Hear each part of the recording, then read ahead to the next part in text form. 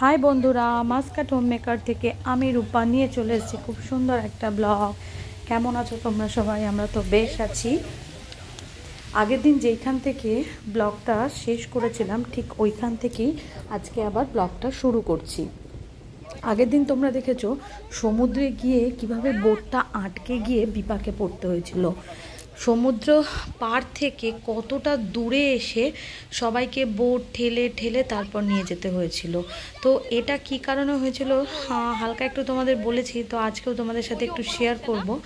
তো বন্ধুরা, যদি সব কিছু দেখতে লাগে ভিডিওটা মানে কত দূর গেলাম, কোথায় ঘুরলাম, কোন আইল্যান্ডে গেলাম, সব কিছু দেখতে লাগে, শুনতে লাগে, তো প্লিজ বন্ধুরা ভিডিওটা একদম স্কিপ করবে না। আর যারা নতুন বন্ধু আছো তো প্লিজ চ্যানেলটাকে সাবস্ক্রাইব করে পাশে থেকো। আর পুরনো বন্ধুরা তো আমার পাশেই আছো। চলো বক বক করতে করতে দেখতে পারলে আমরা প্রায় মাঝ সমুদ্রের অনেকটাই কাছাকাছি চলে এসেছি। দেখতে পাচ্ছ এখানে পুরো পরিবার আমাদের সাথে আছে। আর সত্যি কথা বলতে গেলে মাসকাটে আমরা, কলকাতায় আমরা সব বলি একান্নবর্তী পরিবার, মাসকাটে কিন্তু আমাদের পরিবার সবাই, আমরা যেখানেই যাই না কেন এই একান্নবর্তী পরিবার বললেই সবাই চেনে। আর সবাই একটা কথাই বলে যে তোমাদের আর বন্ধু বান্ধবের দরকার হয় না, কারণ তোমরা যেখানেই যাও পরিবারের সবাই থাকে। তারপর দেখো এত স্পিডে বোটটা যাচ্ছিল, হ্যাঁ, আর সবাই বেশ এনজয় করছিলাম। আর ভয় তো একটু লাগছিলই, কিন্তু তারপরে ভীষণ মজাও লাগছিল। তারপর দেখো এখানে বোট যাচ্ছে পেছনে, তা মানে সামনের দিক থেকে দেখো জলগুলো তোমাদের সাথে শেয়ার করাই, এত স্বচ্ছ, এত পরিষ্কার। এখানে কেউ একটা মানে মনে করো একটা খাবার ফেলতে বা খাওয়ার পরে ধরো একটা লজেন্স খেয়েছি বা চকলেট খেয়েছি, ওই প্লাস্টিকটা ফেলতেও আমাদের খুব গায়ে লাগে, কারণ মানে এটা নিয়মের বাইরে আর কি বলে। তো সেইভাবেই আমাদের চলতে লাগে। আমরা যত এগোচ্ছি দেখো তত সুন্দর, চারিদিকে পাহাড় আর মাঝখানে খালি সমুদ্র। তো তোমাদের সাথে কথা বলতে বলতে আমরা এখানে একটা কি বলবো আইল্যান্ডে চলে এলাম। এটা একটা ছোটো মতো আইল্যান্ড, এটা হচ্ছে দামানিয়াত বলে এটা আইল্যান্ড বলে। তো এই আইল্যান্ডটা এসে একটা জিনিস দেখলাম, এখানে যত পাড়ে আসছি তত দেখো জলগুলো একদম সবুজ। হ্যাঁ, এ দেখো জলগুলো এখানে সবুজ, আর অজস্র মাছ এখানে রয়েছে, কিন্তু তোমাদের সেভাবে দেখাতে পাচ্ছি না। আর ওই যে জায়গাগুলোতে দেখছো পাড়ে এসে ছোট ছোট ঘর করা রয়েছে, অনেকেই আছে এখানে নাইট স্টে করে, তারপর অনেকে আছে টেন্ট লাগিয়ে থাকে। তারপর দেখো এখানে দেওরের ছেলে, আমার ছেলে, সবাই সবাই এখানে ওরা একটু স্নান করছিল। তারপর আমরা বোটেই ছিলাম, বোট থেকে নামেনি, নামলেই আবার মনে করো পাটা ভিজবে, জামা কাপড় ভিজে যাবে, এই জন্য আর কেউ নামেনি। তারপর দেখো ওই দূরে দেখা যাচ্ছে শাশুড়িরাও একটু নেমেছিল, সবারই ইচ্ছা হয় একটু পা ভেজানোর জন্য। এই আইল্যান্ডটা এত সুন্দর, জলগুলো একদম সবুজ আর কিছুটা জল একদম নীল। তো এখানে আমরা অনেকটা সময় প্রায় কাটালাম বসে বসে, দেখতে পাচ্ছ। তারপরে এবার সবাই যখন নেমে এবার সবার মনে হচ্ছে যে না এবার এখান থেকে উঠে আরও দূরে যেতে হবে, তখন যিনি বোট চালক আছে উনি কিন্তু আস্তে আস্তে বোটটাকে একদম পাড়ে নিয়ে চলে এসছে। এবার দেখতে পাচ্ছ যারা স্নান করে সবাই অনেকটা, যেহেতু মাঝ সমুদ্রে চলে এসেছি তো সবারই একটু খিদে পেয়েছে। তো আমরা যেহেতু এই আইল্যান্ডগুলোতে ওরকম খাবার দাবার পাওয়া যাবে না, দেখো আমরা আলুর পরোটা দেখতে পাচ্ছ, হাতের চিকেন নাগেটস, তারপর চা, বিস্কিট, চিড়ে ভাজা, সব কিছু আমরা বাড়ি থেকেই নিয়ে গেছিলাম। তো ম্যাক্সিমাম লোকই এরকম খাবার দাবার বানিয়ে বোটে করে চলে যায়। মনে করো এখানে গানের ব্যবস্থা আছে। সত্যি কথা বলতে গেলে যদি পারি তোমাদের অতি অবশ্যই ঢেউয়ের আওয়াজ শোনাবো, কারণ হচ্ছে পুরোটাই মিউজিক চলছিল। আর হ্যাঁ, এই বোটটায় আমরা 3 ঘন্টা এরকম মাঝ সমুদ্রে ছিলাম।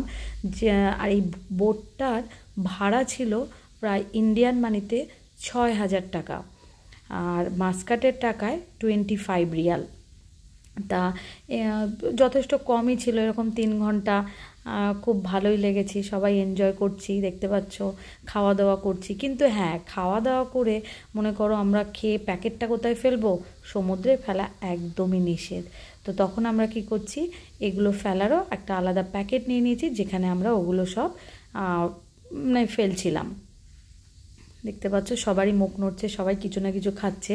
দুপুরবেলা আমরা সবাই লাঞ্চ করে এসেছিলাম, কিন্তু তারপরও দেখবে সমুদ্রে এরকম যেতে যেতে সবারই একটু খিদে পায়। ওই যে বললাম সব রকম খাবার দাবার নিয়ে গেছিলাম। আর একটা কথা তোমাদের বলি, যিনি বোট চালক ছিলেন ওনার কিন্তু এটা প্রফেশন না, উনি এটা ভালো লাগে তাই উনি এটা ফ্রাইডে করে যায়। আমরা আগেও ওনার সাথে এরকম গেছিলাম, উনি একজন এখানকার মিলিটারি অফিসার, ওনার এটা ভালো লাগে আর কি বোট চালাতে, তাই ওনার সাথেই আমরা কন্ট্যাক্ট করে চলে গেছিলাম। তারপর দেখতে পাচ্ছ এখানে সবাই ওয়াটার বোট চালাচ্ছে, ওয়াটার বাইক যেটাকে বলে। এখানে ওরকম সমুদ্রে গিয়ে আমাদের বোটটা একদম ধীরে করে দিয়েছিল, আর দেখো আমরা সবাই মিলে এগুলো দেখছিলাম। প্রায় ওখানে অনেক গান টান চলছিল, সবাই সমুদ্রে ওই যে যার বোটের মধ্যে খাওয়া দাওয়া, নাচ গান। অনেকে আছে যাদের অ্যানিভার্সারি করে, তারা এই বোটের মধ্যেই অ্যানিভার্সারি পার্টিটা দেয়। দেখতে পাচ্ছ যত যাচ্ছি তত সুন্দর, ভয় একটু লাগে কিন্তু প্রচণ্ড মজাও লাগে। তো সবাই গল্প গুজব করতে করতে, নাচ গান করতে করতে আমরা অনেকটা এগিয়ে গেছি। কিন্তু যত যাচ্ছি এত জলের ঝাপটা, সবটাই যেন নোনা জল, মানে ওই জলটায় মানে একটা সামুদ্রিক জলের নোনা জল প্লাস একটা মাছের গন্ধ রয়েছে এই জলটার মধ্যে। তো সব মিলিয়ে বেশ ভালোই ছিল, আবার ওই গন্ধগুলোও নেওয়া যাচ্ছিল না, এই আর কি চলছিল সব মিলিয়ে। দেখতে পাচ্ছ চারপাশটা।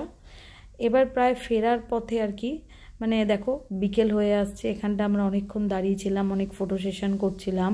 তো ফেরার পথে দেখো এই সমুদ্রের মাঝখানে এই জিনিসটা খুব সুন্দর, ভীষণ অ্যাট্রাকটিভ। এরকম একটা ছোট্ট পাহাড় মতো করা এই আইল্যান্ডের এই সামনেই, এটা দেখার মতো। এই সময়টা একদম সন্ধে নেমে এসেছিলো, দেখো এটা একদম সমুদ্রের মাঝখানে, খুব খুব সুন্দর। তো ফেরার পথে তো সবাই একটু টায়ার্ডই হয়ে গেছে, যাওয়ার সময় যেহেতু এত মজা করেছে। দেখো যাওয়ার সময় যেমন সামনে বসেছিলাম, আসার সময়টা পেছনে বসছিলাম, তাই জলগুলো এরকমভাবে দেখাচ্ছে। দেখো খুব খুব মজা লাগছে, এত পরিষ্কার জল। কিন্তু সন্ধে হয়ে গেলে কি হবে, আমরা ফিরছিলাম ঠিকই, কিন্তু একটা সময় বোটটা দাঁড়িয়ে পড়েছিল, যে একদম মানে অনেক মাছ সমুদ্র থেকেও আরও ভেতরে চলে গেছিলো। কারণ এই সময়টা কি হয়, সন্ধ্যের পরে ভাটা পড়ে যায়। ভাটা পড়লে কি হয়, মানে চর পড়ে, যার জন্য বোটগুলো চলতে চায় না। তো যার জন্য যিনি চালক আছেন তিনি ওয়েট করছিল যে সন্ধ্যা হয়ে গেছে ঠিকই, কিন্তু যতক্ষণ না উনি মাঝ সমুদ্র থেকে ফোনে কন্ট্যাক্ট করছে যে কখন জোয়ার আসবে, জোয়ার এলে তবেই উনি বোট নিয়ে এগোবে আর কি, এরকম একটা আছে। তো এই জায়গাটা ওরকমই আর কি চড়া পড়ে যায়, যার জন্য বোটগুলো এগোতে চায় না। তো উনি ফোন করে কন্ট্যাক্ট করে জিজ্ঞেস করলো, তো বলল সন্ধ্যে 6:30টার পর আর কি জোয়ার আসবে, তখন যেন আমরা বোট নিয়ে আর কি পাড়ের দিকে এগোই। তো ফেরার পথে দেখো চারদিকে মাঝখানে মাঝখানে পাহাড়, সমুদ্রে চারদিকে সমুদ্র। জলটাকে যাওয়ার সময় যতটাই নীল লাগছিল, এখন জলটাকে পুরোটাই কালো কালো লাগছে।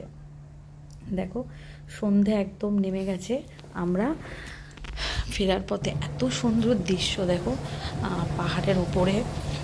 পাহাড়ের ওপর থেকে মনে হচ্ছে আলো দিচ্ছে, চাঁদ উঠেছে, এরকম খুব খুব খুব সুন্দর, না দেখলে বোঝা যাবে না। তোমাদের সাথে এর জন্য এভাবেই শেয়ার করছি। এইবার আস্তে আস্তে পাড়ে আমরা পৌঁছে গেছি, এবার নামার পালা। তো সেই মুহূর্তে দেখো কি সুন্দর, বোটের মধ্যেই আলো ছিল, দেখো কি সুন্দর, তখনও ছোট ছোট নৌকোগুলো চালাচ্ছে, আর সূর্যটা অস্ত যাচ্ছে, খুব ভালো লাগছে। তো দেখো এখান দিয়ে এবার আস্তে আস্তে আগে বাচ্চাদের নামানো হবে, তারপর বয়স্করা নামবে।